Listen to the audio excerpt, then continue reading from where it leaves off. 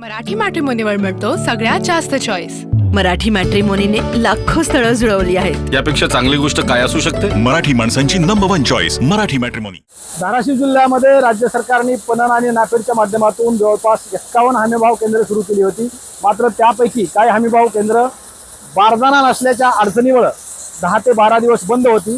आज धाराशिव शहरातील हमीभाव केंद्रावरती आपण आहोत आणि हे हमीभाव केंद्र आज सुरू झालेलं आहे। त्यामुळे जिल्ह्यातील शेतकऱ्यांना कुठेतरी दिलासा मिळालेला आहे। व्यापाऱ्याकडून शेतकऱ्याची होणारी लूट या हमीभाव केंद्रामुळे थांबणार आहे।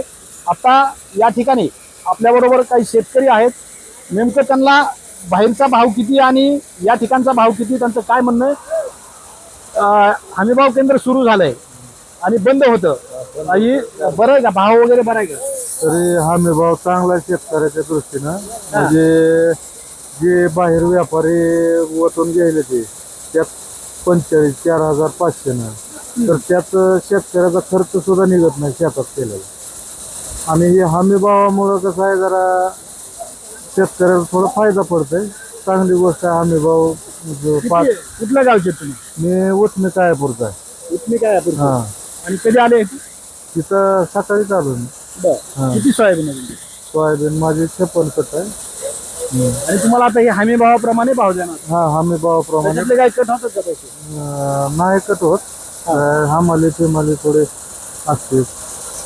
थोडंफार कट. हा हा, एकंदरीतच हमीभाव केंद्र सुरू झाल्यामुळं शेतकऱ्याच्या मालाला भाव मिळणार आहे आणि त्यामुळे शेतकऱ्याला एक प्रकारचा दिलासा मिळाला असल्याचं पाहायला मिळत आहे। श्रीराम क्षीरसागर, TV9 मराठी, धाराशिव। मराठी मॅट्रिमोनीवर मिळतो सगळ्यात जास्त चॉईस। मराठी मॅट्रिमोनीने लाखो स्थळं जुळवली आहेत। यापेक्षा चांगली गोष्ट काय असू शकते? मराठी माणसांची नंबर 1 चॉईस मराठी मॅट्रिमोनी।